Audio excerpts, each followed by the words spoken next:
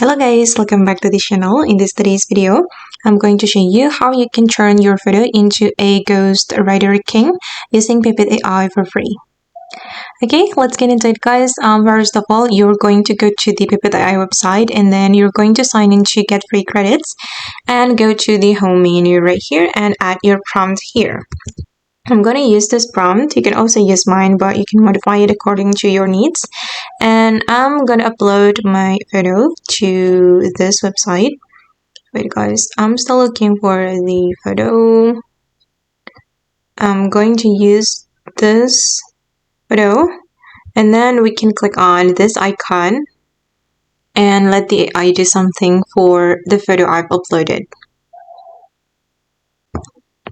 Oh my god, that's so cool. And I'm going to choose one of them guys. I'm going to select this one. You can choose the photo that you want to download and then you can click on a download menu, or if you're not satisfied with the result, you can click on regenerate